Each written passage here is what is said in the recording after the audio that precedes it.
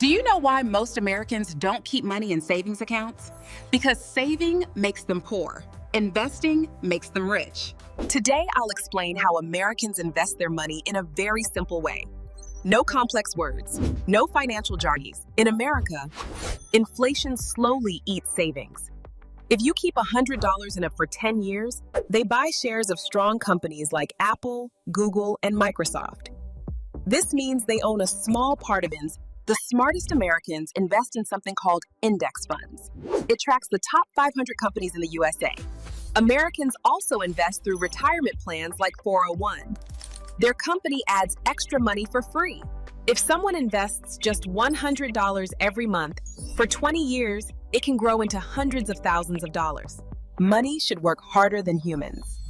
Saving protects money. Investing grows money. If you want more American money and investment ideas, subscribe to this channel and watch till the end.